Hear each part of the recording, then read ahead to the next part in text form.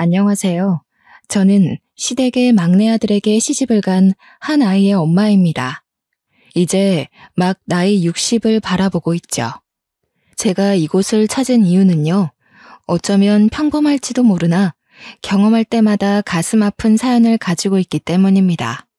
특별한 경험이나 기적 같았던 좋은 일을 풀어내려 왔다면 참 좋았을 것을 이렇게 시작부터 암울한 기운으로 글을 쓰는 게 아쉽네요.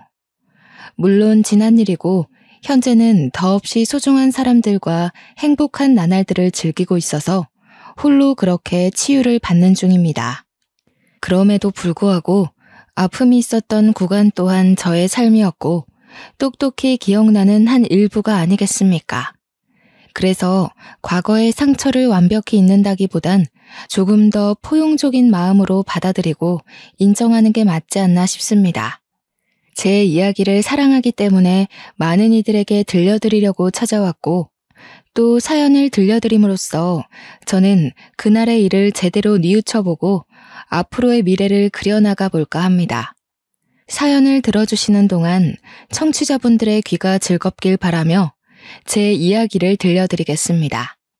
제 남편 집은 증조부 때부터 지방에 위치한 화훼단지에서 원예 농원을 운영하는 사람이었습니다.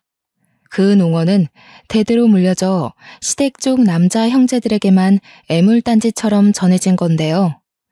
남편은 이남 일녀의 막내였는데 형님은 여자라는 이유로 아주버님은 일찍 돌아가시는 바람에 우리 남편이 농원을 물려받게 된 겁니다. 남편이 딱히 꿈이 있던 사람은 아니었습니다. 그럼에도 어쩔 수 없이 떠맡게 된 그 농원이 자기의 앞길을 막는다며 그렇게 툴툴거렸어요. 그러면서도 대대로 내려온 가보이다 보니까 차마 내치진 못했습니다. 워낙 얼굴 모르는 조상에서부터 전해져 내려온 거라 천벌받기라도 할까봐 겁이 났던 건지 그 정도의 배짱은 없었나 봅니다.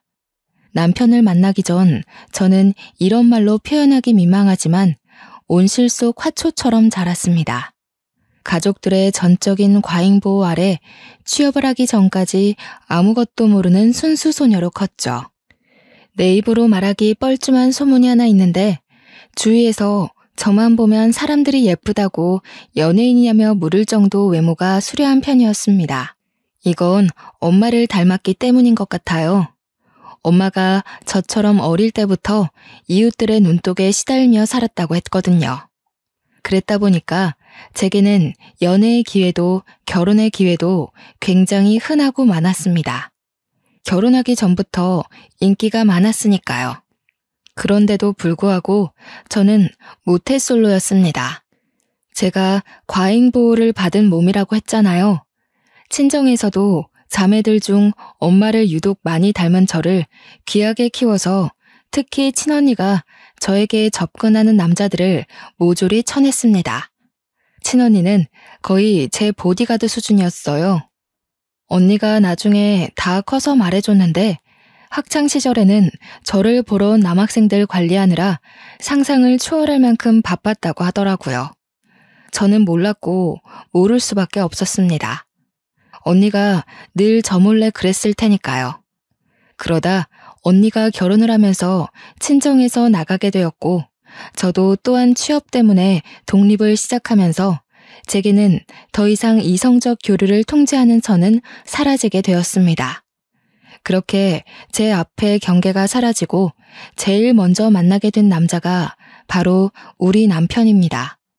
남편은 당시에 취업은 하지 않은 몸이었고 시부모가 농원 운영하는 걸 도우며 친구들과 놀러 다니길 좋아했던 사람이었습니다. 그러다 우연한 기회로 저와 마주치는 일이 생겼고 그 이후 적극적으로 구애를 했던 걸로 기억합니다. 그동안 친언니가 남자를 다 쳐내는 바람에 남자를 제대로 알아볼 눈이 없었던 저는 남편의 애정에 쉽게 넘어가 버리고 말았죠. 특히 남편의 어느 부분에서 결혼을 결심하게 되었냐면 바로 친정엄마가 뇌경색으로 돌아가시게 되었을 때입니다. 힘들어하는 제 옆에서 저를 든든하게 지켜준 사람이 다른 가족도 아닌 남편이었거든요. 아빠는 진작에 돌아가셔서 안 계셨고 다른 가족들은 전부 지방에 있었기에 엄마를 최대한 빨리 모실 수 있던 건 저뿐이었습니다. 그런데 제가 너무 늦게 엄마를 발견한 거죠. 독립을 했다 보니 엄마가 집에서 쓰러져 그렇게 사경을 헤매고 있었는 줄 몰랐습니다. 은옥 씨, 걱정 말아요. 제가 계속 옆에 있을 테니까 걱정 말고 편히 울어요. 어머님 병원비도 이미 제가 해결받으니까 아무것도 신경 쓰지 말고 은옥 씨는 어머니만 생각하세요. 남편이 가족이 당도하기 전까지 저의 수많은 자책과 괴로움을 든든하게 지켜주었다는 겁니다. 바로 이 점 때문에 남편과 결혼을 마음먹게 된 거죠. 이렇게 저를 살펴주는 사람과 결혼을 해야 한다고 당연하게 생각했습니다. 더 만나보지 않더라도 당시에 제 부모님을 이보다 더 신경 써줄 남자가 앞으로 없을 것 같다고 확신했거든요. 남편과 결혼을 하고 나서부터 저는 제 직장을 포기하고 남편과 같이 시부모 농원을 물려받았습니다. 저는 오히려 원래 하던 일보다 식물을 키우는 일에 더 재밌어서 만족스러웠어요. 남편의 것이 곧 제 것이기도 하기에 잘 키워서 더 번성하도록 만들고 싶었습니다. 제가 꽃을 이렇게나 좋아하는지 몰랐는데 남편 덕분에 적성을 찾은 셈이기도 했어요. 그래서 저는 원예 농원에서 공급받은 꽃들로 가까운 시내에 작은 꽃집을 따로 차렸습니다. 저랑 남편 사이에는 예쁜 딸 하나가 있었는데 우리 딸은 두 발로 걸어 다닐 수 있을 때부터 꽃 냄새를 맡고 컸어요. 그러니까 제가 늘상 딸을 데리고 농원과 꽃집만을 오갔다는 거죠. 농원의 식물들은 당연히 실하게 잘 컸는데 특히 저희 꽃집의 매상이 갈수록 좋아졌습니다. 민망하지만 그 이유가 다 저 때문이었어요. 저희 꽃가게 주위에는 IT 중소기업이 하나 있는데요. 제가 가게 바깥 꽃에 물을 주고 있으면 그곳으로 출근하는 회사원들이 저를 보고 몇 번씩 번호를 묻기도 했고 꽃집에 찾아와 꽃이 아닌 제 마음을 사려고 하는 남자들이 많았습니다. 물론 대개 저한테 딸이 하나 있는 걸 알고 금방 머쓱해하며 사과를 하지만 그럴 때마다 꽃 하나씩은 꼭 사서 돌아갔거든요. 그런데 문제는 남편이었습니다. 남편은 원래부터 노는 걸 좋아했던 사람이라 그런지 결혼하기 전만 해도 부지런했던 모습이 점차 본울굴로 돌아오기 시작하더라고요. 제가 꽃집을 동시 운영을 시작했을 때 남편한테 원예 농원도 관리를 좀 신경 써달라고 부탁을 했는데 주말에 가보니까 관리가 전혀 안 되어 있는 거 있죠. 남편의 농원 방치는 갈수록 심해졌습니다. 제가 이쪽 저쪽 똑같이 신경을 기울이지 않으면 한쪽이 죽을 수밖에 없는 운명이었어요.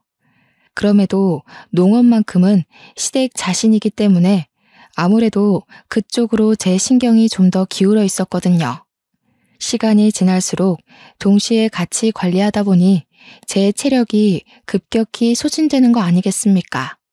제 꽃집을 운영하기 힘들 만큼 농원이 관리가 안 되자 남편한테 결국 한 소리를 하게 되었습니다. 여보, 밖에서 사람 만나는 건 좋은데 할 일은 하고 나가서 일 봐야지. 이것 봐, 벌써 한 줄은 다 죽었잖아. 농원 안 온 지 오래됐지? 이게 우리 밥줄이나 마찬가지인데 신경 좀 써주면 안 돼? 신경 쓰고 있어. 내가 식물 다루는데 소질이 없어서 그런 거지. 실력이 없는 사람한테 자꾸 일 강요하면 일이 이 모양 이 꼴로 나는 거야. 엄마 아빠도 알면서 나한테 맡긴 거일걸? 놀기만 좋아하고 돈은 계속 필요했던 남편은 끝내 제 꽃집에서까지 현금을 빼가며 매상의 심각성을 전혀 자각하지 못했습니다. 그래서 좀 당해보라고 저녁 반찬들을 대폭 줄여버렸어요. 아니나 다를까 남편이 반찬 상태가 뭐 이러냐면서 투덜대더라고요. 말했잖아. 우리 밥줄 간당간당하다고. 농원 관리가 안 되는데 무슨 돈으로 고기 반찬을 올려? 다른 곳에 쓸 돈 많아서 반찬은 한두 개만 만들기로 했어. 남편은 그날 뒤로 식사마저 집에서 잘 하지 않았습니다. 바깥에서 먹고 오더라고요. 한 푼이 아깝고 생계가 흔들리기 시작한 시점에서 외식이라니. 저는 결국 철부지 남편을 설득하길 포기하고 꽃집은 낮에 일찍 문을 닫고 농어는 밤에 일하며 홀로 고군분투했습니다. 남편이 같이 일을 좀 도와주면 수월할 텐데 저는 하다하다 더는 체력 고갈로 일이 너무 힘들어서 결국 사람까지 뽑아 농원에 힘을 쏟았습니다. 남편은 그걸 보고도 코웃음만 치더군요. 혼자서 잘할 수 있겠는데 뭘 돈까지 쏟아붓냐고. 그럴 돈 있으면 자기 달라고 하는 거 아니겠습니까? 무시했지만 역시 사람을 쓰더라도 애까지 있는 입장에서 양쪽을 혼자 관리하는 건 너무 버거운 일이더라고요. 저는 3달 만에 단념하고 원희의 농업만이라도 살리기 위해 꽃집은 접었습니다. 다른 남자들은 제가 유부녀인데도 관심을 주면서 만나고 싶어 하는데 남편은 정작 저한테 관심이 차차 사라졌어요. 남편의 본색을 몰랐을 땐 사람이 변했다고 생각했습니다. 결혼 전만 해도 제게 누구보다 슈퍼맨이었던 남자인데 어떻게 결혼하자마자 태도가 달라질 수 있는 건지. 같은 사람이 맞나 싶을 정도로 저는 남편의 본색을 몰랐죠. 하지만 그 본색을 알기까지 그리 오래 걸리지는 않았습니다. 시부모가 남편을 대하는 태도도 그렇고 한 번씩 남편 때문에 꽃집을 찾아왔던 남편 친구들을 보니 남편이 한량이라는 게 눈치가 채지더군요. 누굴 탓하겠습니까? 결혼을 너무 빠른 시일에 결심을 했던 제 탓이죠. 저도 일만 하고 스트레스 풀 때는 없이 쌓이기만 하다 보니 한 번은 열이 너무 받더라고요. 그래서 남편한테 하소연을 해본 적도 있었습니다. 나도 한때 잘 나가는 여자였어. 당신 이렇게 무시할 만한 여자 아니라고. 아직도 나한테 주변에서도 번호 달라고 젊은 남자들이 그러는데 당신은 내가 눈에 안 보여? 밖에 놀러만 다니고 왜 나를 외롭게 만들어? 아, 당신이 꽃같이 생기 넘치고 젊을 땐 죽어도 가지기 힘든 트로피 같은 존재라고 생각해서 그랬나 보지. 결혼하고 보니까 당신도 별거 없더라고. 지금 보면 점점 늙어가는 당신 외모가 연예인만큼 특출나게 이쁜 것도 아니고 성격도 그저 그래. 수더분하기만 한 게 약간 질린다고 해야 될까? 여자가 여우처럼 톡 쏘는 맛이 있어야지. 뭐라고? 지금 그게 와이프한테 할 소리야? 이렇게 변할 거면 그렇게 잘해주지 말았어야지. 나는 당신이 그 어떤 남자보다 내게 든든한 가족이 되어줄 거라고 믿었단 말이야. 남한테 내 인생을 거는 게 얼마나 큰 마음을 먹어야 되는지 알아? 세상에 나 좋다는 남자들 차고 넘치는데 그럼에도 고작 당신을 선택했던 건 단지 듬직함 때문이었어. 그래, 아직도 네가 꽃 같은 줄 아니까 그런 자만심을 보이는 거겠지. 남들이 이쁘다고 말하는 것도 다 당신 듣기 좋으라고 하는 말이야. 아니면 나처럼 못 가져서 안달난 이쁜 트로피를 갖고 싶어하는 남자거나. 당신 그런 달콤한 말에 속아 넘어가면 어차피 또 나 같은 남자 만날걸? 남편과 다툼을 벌인 그날 남편은 또 집을 나가버렸습니다. 저도 그날 밤 남편에게 연락도 해볼 생각 않고 울기만 했죠. 저도 참 미련했던 게 남편이 아무리 모질게 저를 대해도 연애 시절 다정했던 남편에게 정을 줘버린 저는 그렇게 남편을 향한 미련을 놓지 못했습니다. 딸이 보기에도 제 삶이 참 비루해 보였나 봅니다. 한날 사춘기가 되자 저한테 가리지 않고 직접 묻더라고요. 엄마, 아빠가 저렇게까지 나오는데 아직도 아빠가 좋아? 갈라서고 싶은 생각 없어? 나는 엄마가 아빠랑 이혼한다고 하면 무조건 찬성이야. 그리고 무조건 엄마 따라갈 거고. 이혼은 무슨... 아빠가 저래 보여도 뒤에서 엄마 다 챙겨줘. 그런 거 신경 쓰지 말고 너는 너 공부에만 집중해. 우리 딸 잘 되는 게 엄마한테 제일 큰 위안이야. 딸의 설득에도 저는 늘 남편 편이었고 남편을 믿었습니다. 하지만 그렇게 버틴 결과가 결국 이혼이 될 줄은 몰랐네요.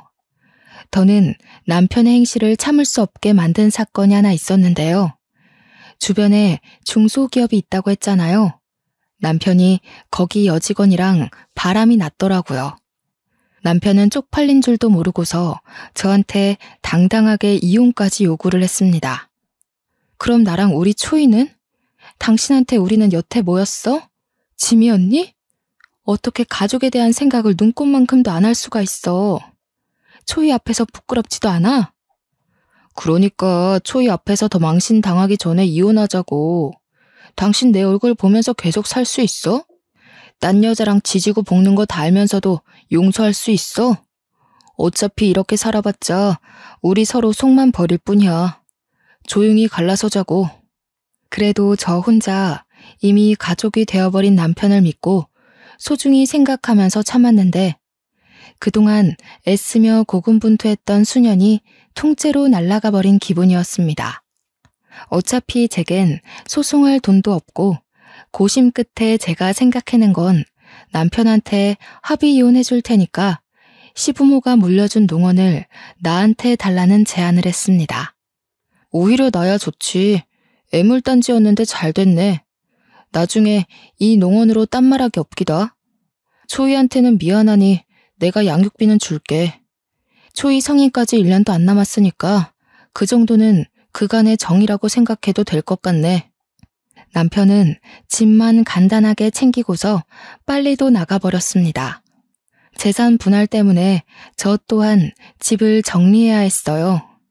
하교를 하고 돌아온 딸은 저한테 오히려 잘했다고 그날 틈만 나면 저를 안아줬습니다. 딸 앞에선 티를 안 냈지만 어떻게 아무렇지 않을 수가 있겠어요. 좀 많이 힘들었습니다. 그래서 딸 자는 사이 몰래 방을 나가 울기도 하였죠. 전 남편이 돼버린 그 자식이 양심은 있는지 정말로 알아서 양육비를 챙겨주더군요. 달에 150만 원으로 쳐서 제 딸이 성인이 되기 직전까지 총 1,000만 원을 받았습니다. 제가 참 부족한 엄마였는데도 딸은 따로 신경 쓰지 않아도 될 만큼 어른스럽고 바르게 자라주더군요. 어느새 딸이 직장인이 되었는데 들어간 회사가 결혼 정보 회사였습니다. 딸이 일을 시작한 지 얼마 안 되었다고 생각했거든요. 그런데 어느 날 거기서 결혼할 남자가 생겼다는 겁니다. 네 나이가 몇인데 벌써 결혼을 하냐고 했더니 정신없이 살아서 몰랐는데 딸이 벌써 29살이 되었더라고요. 농원 일 때문에 너무 바쁘게 살아 제 딸이 그새 30살을 앞두고 있는 줄도 몰랐습니다. 제가 절망에 빠지지만은 않고 나름 잘 힘내서 살아왔구나 싶은 걸 딸을 보고 느꼈네요. 우리 딸애가 얼마나 야무졌냐면 혼자인 저를 걱정해서 제게 대릴 사위까지 제안했지 뭡니까. 아유, 말도 안 되는 소리 하지 마라. 너희들 지내는데 불편하게 그 무슨 말이니. 혹시라도 정서방한테 그런 말해서 부담 주고 그러면 안 돼. 이미 남자친구는 오케이 했어. 시댁이랑은 아직 얘기해본 건 아닌데 남자친구 말로는 시댁 의견 신경 쓸 필요 없다고 하던데? 그냥 하는 소리지. 아무리 그래도 시댁에서 귀한 아들 남의 집 팔려가는 꼴을 내버려 두겠니? 일단 그런 건 결혼하고 나서 얘기하고 지금은 결혼 준비에만 신경 써. 저는 괜히 사위한테 피해가 될까봐 한사코 거절했는데 딸은 결코 그냥 하는 소리가 아닌 듯 했습니다. 제가 결정을 미루는 덕에 우선은 상견례 먼저 치르게 되었는데요. 그날 사돈댁을 처음 봤는데 우리 쪽도 바깥 사돈이 없고 사돈 쪽도 마찬가지인 것 같더라고요. 상견례 자리에 사부인이랑 사위만 달랑 나와 있었습니다. 물론 이 자리에 참석하기 전 사부인께서 별거 중에 있다고 딸한테 언질은 받았거든요. 바깥 양반이 바람이 나서 그렇다는데 아직 법적인 부부라 이혼 관계는 아니라고 했습니다.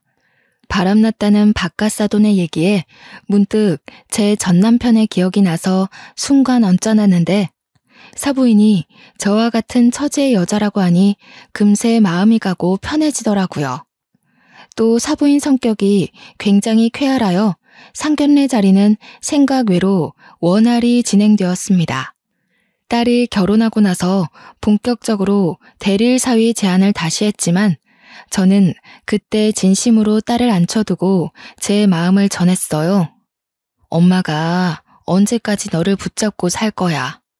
엄마도 그만 엄마 인생 살고 너도 앞으로 네 가정을 위해서 네 인생을 꾸려가야지.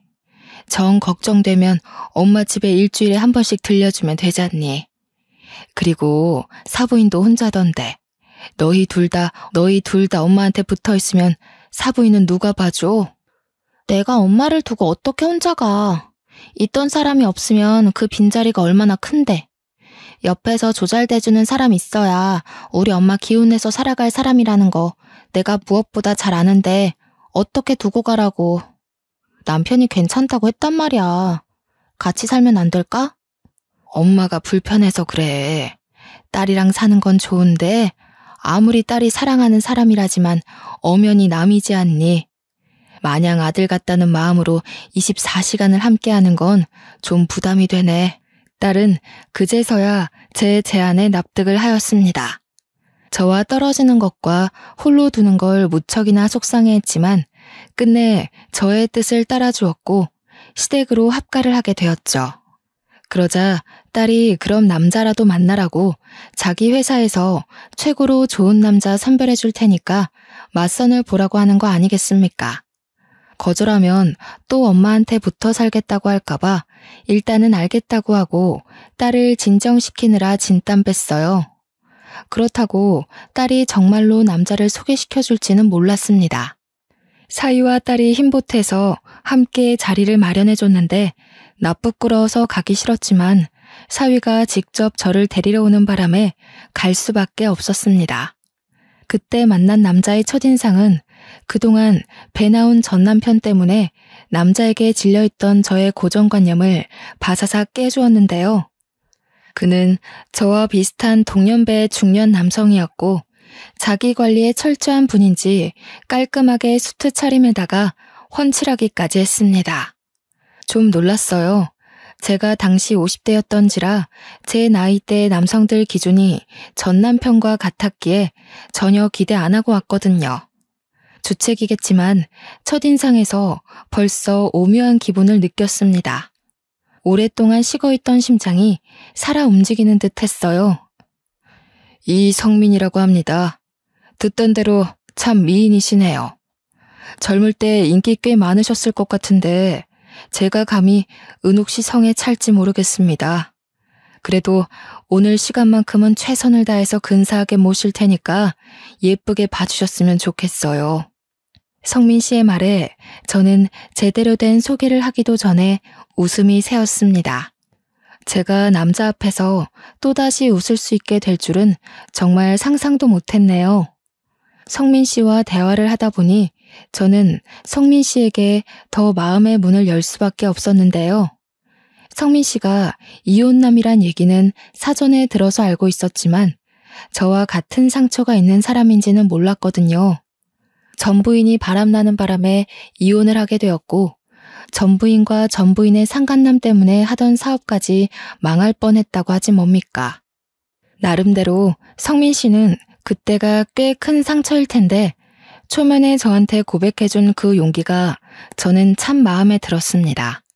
저 또한 성민 씨에게 제 이야기를 털어놓음으로써 비슷한 아픔을 가지고 있다는 걸 알려줬어요.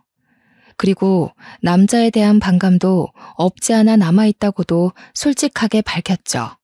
배우자가 불륜으로 상처를 줬다면 당연히 새로운 인연에 반감이 생길 수밖에 없다는 거 이해합니다. 하지만 꼭 말씀드리고 싶어요. 이 넓은 세상에 모든 남자가 다 악질적인 사람은 아니라는 걸요. 제가 그걸 꼭 은옥 씨한테 증명해 보이고 싶습니다. 분명히 성민 씨는 전 남편과 같이 제게 달콤한 말을 해준 게 맞습니다. 이쯤에서 하필 전 남편이 경고했던 나를 꼬시기 위해 접근하는 남자일지 모른다는 말이 떠오르더군요. 그럼에도 제가 남자를 한 번 더 믿어보게 된 건 전 남편과 다른 점을 하나 발견했기 때문이었어요. 저한테는 전 부인이 첫 여자였어요. 결혼 생활 한 1년 했는데 그 여자가 결혼 전만 해도 참 조신한 사람이었거든요. 그런데 결혼하고 나니 돌변하더라고요.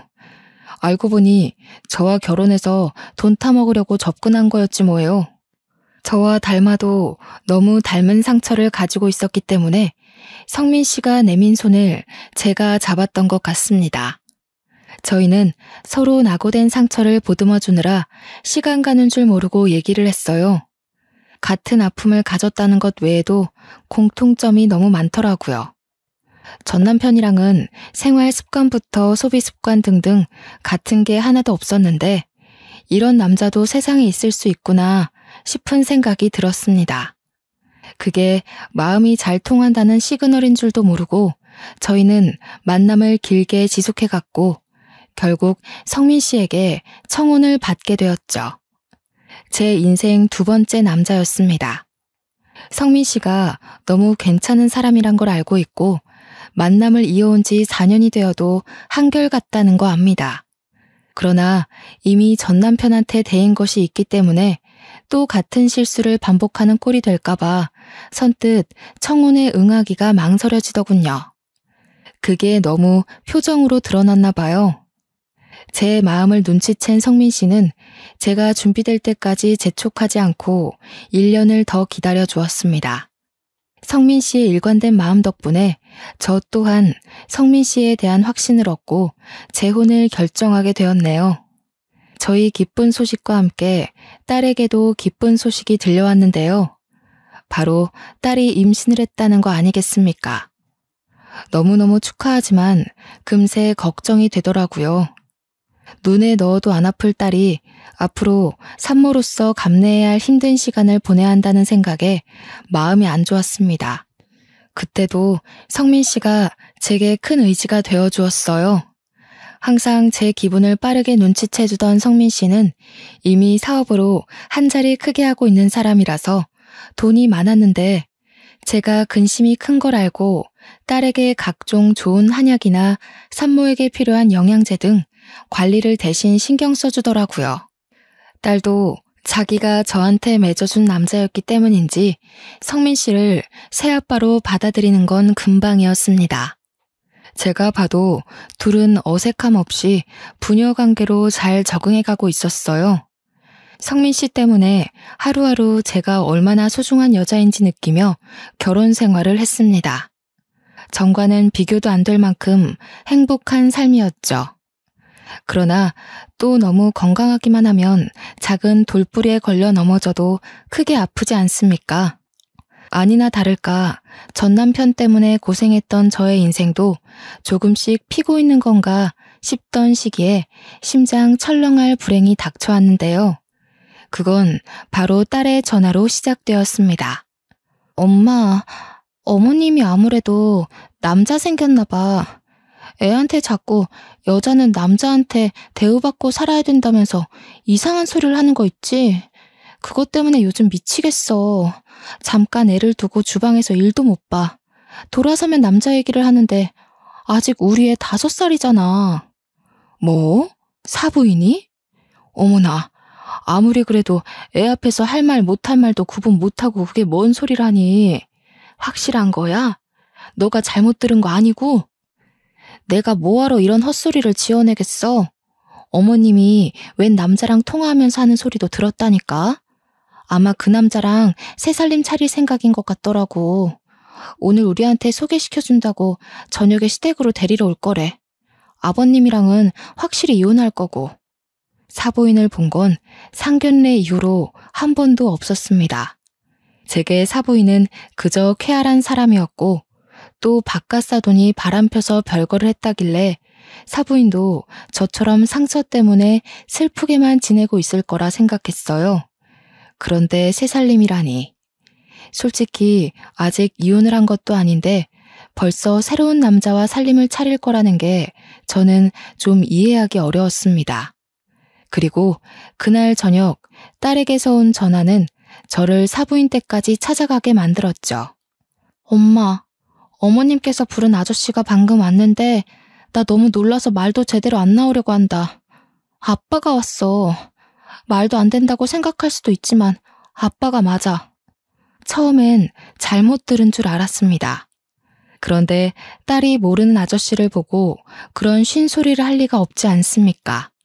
딸이 아빠 얼굴을 알아볼 때쯤에 제가 이혼을 했기 때문에 딸의 말이 착각일 리는 더더욱 없었습니다. 딸 못지않게 놀란 저의 과거 트라우마가 다시 비집고 올라오면서 너무 불안해졌어요. 이걸 성민 씨에게 말하자 성민 씨가 먼저 나서서 저와 함께 당장 사부인 댁으로 향했습니다. 제가 집으로 들이닥치니 놀란 사부인이 영문도 모르고 서 있었는데 그 옆으로 정말 제 전남편이 함께 있는 거 아니겠어요? 내 인생으로 모자라 내 딸 인생까지 망치려고. 개벌은 남 못 주고 아직도 이런 짓 하면서 살았니? 네가 뭘 하고 살든 내 알 바 아닌데 양심이 있으면 우리 앞에 다시는 나타나지 말았어야지. 무슨 낯짝으로 다시 얼굴을 드러내? 저는 전 남편한테 무작정 막말을 퍼부으며 제 딸을 보호했습니다. 그리고 그때 예상치 못한 일이 발생했는데요. 잠자코 저를 따라와줬던 성민 씨가 급발진하며 나서서 전 남편의 멱살을 잡는 거 아니겠습니까? 너 이 자식, 네가 여기 왜 있어? 또 누구 인생 망치려고 여기서 나타나? 네가 은옥 씨 전 남편이냐? 은옥 씨한테 상처 주면서까지 내 가정 파탄 내놓고 이제 와서 또 은옥 씨를 건드리겠다. 내가 너 다시 만나면 가만 안 둔다고 했지? 아씨 뭐야? 둘이 뭐야? 어쩌다가 이렇게. 나는 모르는 일이야. 두 사람이 이 집이랑 무슨 관련이 있는지도 모르고 온 거라고. 놀랍게도 제 전남편이 성민 씨의 전부인과 바람난 남자였더라고요. 성민 씨는 전남편을 상간남 소송과 사기죄로 고소하는 과정에서 얼굴 본 적이 있다고 했습니다. 전남편도 성민 씨의 얼굴을 보고 기억이 났는지 당황하면서 자기의 억울한 주장을 피력하더군요. 그러기도 잠시 금세 얼굴색 바꾸고는 뻔뻔하게 성민 씨와 저를 보고서 큰 소리로 비웃기 시작했습니다. 버림받은 처지끼리 들러붙어서 잘도 가정 이뤘나 보네. 초이는 어디에 내다 버렸대? 자식까지 버리면서 새 남자 만나고 싶었나 봐. 듣자 하니 전 남편은 당시 같은 공간에 있는 제 딸이 너무 훌쩍 커버려서 자기 친딸인지도 모르는 듯 했습니다. 몰라볼 수 있을 만큼 딸이 잘 자라주긴 했지만 그래도 자기 자식을 못 알아보고 헛소리하는 남편이 참 한심하더군요. 내가 당신처럼 몰상식한 부모인 줄 알아? 어디다 대고 나를 똑같은 취급해. 그러는 당신은 여태 못나서 아직도 부끄러운 줄도 모르고 또 상스러운 짓을 하고 있었어? 사부인도 실망입니다. 아직 이혼도 안 했다면서 저런 쓰레기 같은 남자를 만나서 살림 차릴 생각을 하다뇨. 제 딸이랑 손녀가 대체 뭘 보고 배우겠습니까? 어머머, 사부인 말 우습게 하네요. 내가 어디 피해주면서 사람을 만났습니까? 사실상 나는 이미 이혼을 한 몸이에요. 이렇게 홀로 산 지가 몇 년인데 함부로 얘기하지 말아요. 그리고 내 며느리랑 손녀가 뭘 못 배운다는 건데요. 내가 무슨 실수를 했다고. 나는요, 내 딸한테 더는 추접한 사람들 보여주기 싫거든요. 이미 망한 제 첫 결혼을 보여주는 것도 죄스러운데 더는 이런 부정행위 알게 하고 싶지 않다고요. 시어머니란 사람이 나이 한참 어린 며느리 앞에서 대체 뭐 하는 짓입니까? 저와 사부인의 말다툼에 잠자코 듣고 있던 전 남편은 제 딸의 얼굴을 유심히 살피더니 두 눈이 떨리기 시작하더군요. 그러다 곧 자신의 며느리가 될 여자가 제 친자식인 걸 알고 얼굴이 사색이 되었죠. 아니, 잠깐만. 그럼 아가씨가, 아니. 그럼 너가 초이란 말이니? 내 딸이라고? 말도 안 돼. 옛날에 그 촌스럽던 얼굴이 하나도 없는데 어떻게 이리. 그 더러운 입에 제 이름 올리지 마시죠. 저희 엄마랑 아빠더러 버림받은 사람끼리 나란히 잘 만났다고 하셨나요? 제가 보기에 끼리끼리 만난 건 그쪽이랑 어머님이 아닌가 싶은데요. 불륜을 숨쉬듯이 저지르는 사람끼리 참 잘 만나셨어요. 사이좋게 소송당하시면 되겠네요. 전 남편은 그대로 얼어붙었고 사부인은 소송이라는 말에 깜짝 놀라서 당황하는 것 같더니 곧 위자료 줄 돈이 없으니까 차라리 깜빵 보내라면서 우리한테 줄 돈 같은 거 없다고 떵떵거리더군요. 불륜이란 증거가 없다고 배째라는 식으로 말하고 있었습니다. 우기는 게 얼마나 전 남편과 똑같던지 웃음도 안 나왔어요.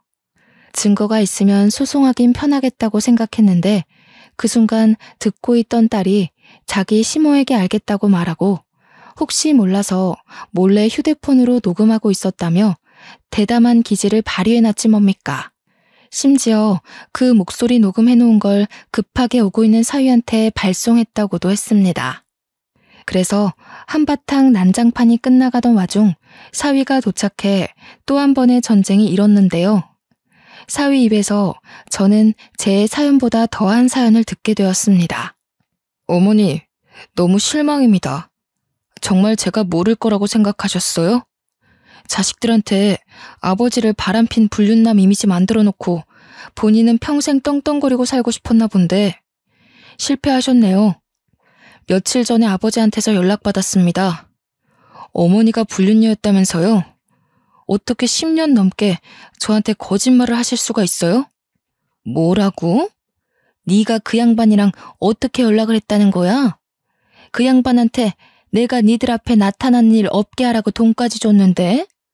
아버지 말대로 어머니가 틀린 게 맞네요. 아버지를 죽도록 옥망하는 저를 보고 속으로 많이 비웃으셨겠어요. 자식들 다 속여가면서 불륜녀인 거 숨겨봤자 손바닥으로 하늘 가리는 겁니다. 오늘부로 저는 어머니를 죽을 때까지 보지 않을 거예요. 이제부터 자식은 없다고 생각하세요. 저 남자 데리고 가서 죽든 말든 혼자 알아서 사시라고요. 사위의 말에 사부인은 절망하며 자기 아들을 붙잡았고 뿌리치는 사위에게 넙죽 엎드리며 엄마가 잘못했다고 사정하기 시작했습니다. 전 남편은 자기 딸 앞에서 창피하기라도 한 건지 아무 말 없이 고개만 숙이고 있더군요. 전 남편이 저와 이혼한 뒤에 어디 나이트클럽에서 일을 했다는데 사장도 아니고 사장 밑에 뒤치다꺼리하는 사람으로 있었다고 하더라고요. 성민 씨 얘기를 듣고 알았습니다. 과거 일로 단단히 화가 난 성민 씨는 제 남편을 경찰에 신고했고 나이트클럽을 고발하는 바람에 그곳에 형사들이 현장 수색까지 갔습니다. 전 남편 사업장은 마른 하늘의 날벼락식으로 수색을 당했는데 거기서 부정행위가 대거 발각이 되었지 뭡니까? 알고 보니 전 남편은 경찰들의 눈을 피해 불법 도박장 운영까지 하고 있었고 그 나이트는 불륜의 메카로 유명한 곳이었습니다. 많은 남녀가 불륜을 밥 먹듯이 하러 드나들던 곳이더라고요. 전 남편 때문에 거기 사장까지 전 남편이랑 손잡고 깜빵 가게 된 거죠. 게다가 전 남편은 위자료 때문에 형량이 훨씬 더 늘어났고 시모 또한 정말 위자료 갚아줄 돈이 없어서 교도소를 갈 수밖에 없는 사정이었습니다. 그렇게 난리도 아닌 난리를 겪고 나니 문득 딸의 마음이 걱정되더라고요. 저는 딸에게 전 남편의 못난 모습을 대신 사과했습니다. 혹시라도 친부의 망가진 모습 때문에 딸 마음이 속상하진 않을까 싶어서 위로하려고 했죠. 그런데 딸은 제 생각보다 더 강인한 아이더라고요. 엄마는 괜찮아? 나는 피 섞였다고 무조건 아빠로 모셔야 된다고 생각 안 해. 진작에 친부 같은 거 잊은 지 오래야. 그리고 내가 친부를 기억하면 새아빠 입장에서 얼마나 속상하겠어. 나는 지금 엄마 옆을 지켜주는 아빠가 더 중요해. 개버릇 못 고치는 그런 아저씨 말고. 엄마가 알아서 다 처리했어야 하는 건데 너한테 2번이나 그런 꼴 보게 해서 그러지. 그나저나 사돈댁이 풍비박산 난 꼴이라 어쩐다니? 정서방 마음도 안 좋을 것 같은데. 남편이랑 상의했는데 아버님 모시고 지내기로 했어. 아버님께서 혼자 뱃일하면서 외롭게 사셨더라고. 이제부터라도 모시면서 남편이랑 아버님이랑 잘 지내보려고. 아버님이 우리 딸 엄청 예뻐해. 뱃일하면서 버신 돈으로 계속 애 장난감 사준다니깐. 어머나, 좋은 분 같아서 정말 다행이다. 엄마도 언제 한번 시간 되면 바깥 사돈한테 인사드리러 가야겠어. 혼자서 자식들한테 미움까지 받고 얼마나 억울하셨겠니. 네가 좀 신경 써서 잘해드려라. 당연하지. 엄마야말로 내 걱정 그만하고 새아빠랑 잘 지내기로 약속해. 나 진짜 새아빠 없었으면 어쩔 뻔했어. 내가 엄마 걱정 덜고 편히 지낼 수 있는 것도 다 새아빠 덕분이야. 아빠, 우리 엄마 계속해서 잘 좀 부탁드려요. 그럼 당연하지. 네 엄마한테는 내가 아직도 해주고 싶은 게 많아. 하루가 모자라서 매일매일 바쁘거든. 그러니까 초이도 엄마 보고 싶으면 아빠한테 허락받고 만나. 성민 씨의 농담 섞인 말에 딸이 키들거리면서 즐거워했습니다. 제가 확실히 복을 가지고 있긴 하다는 걸 그때 느꼈어요.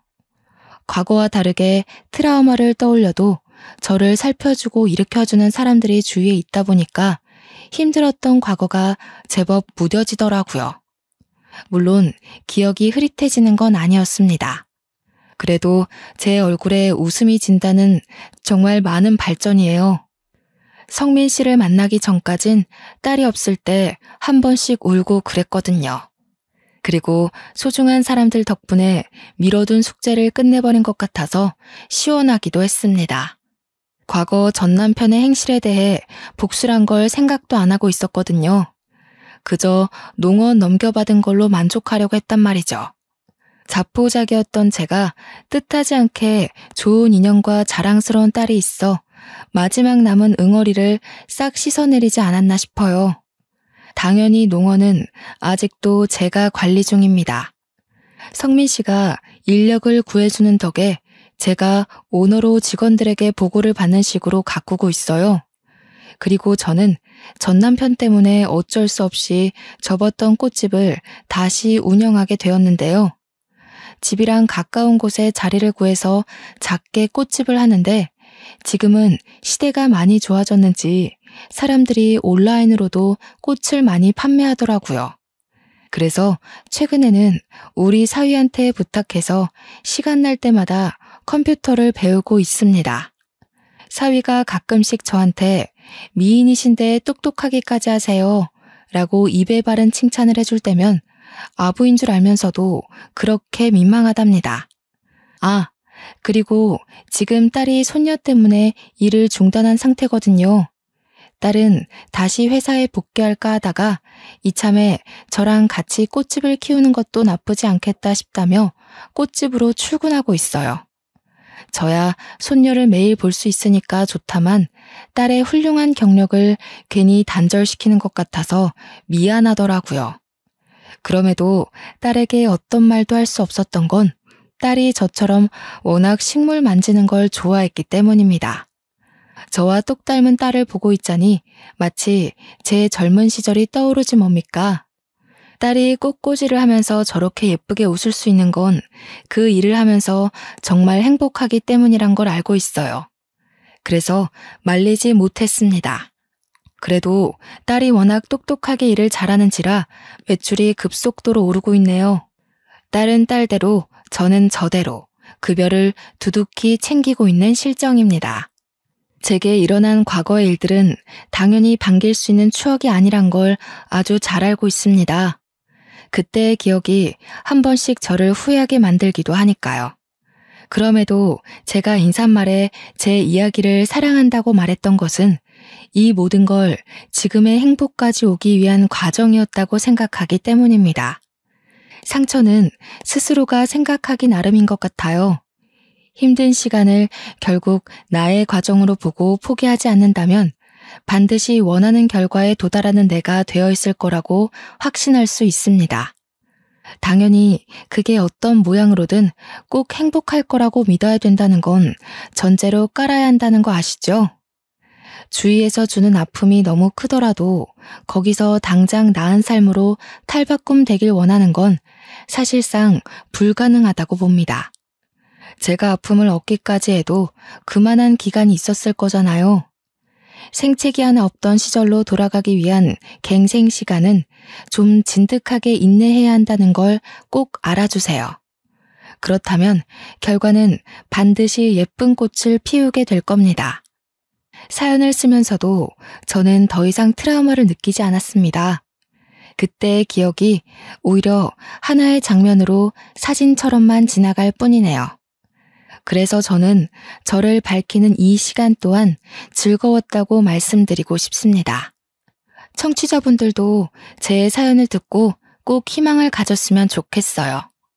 그럼 여러분 모두 꽃길까지 힘내서 걸어가시길 응원하겠습니다.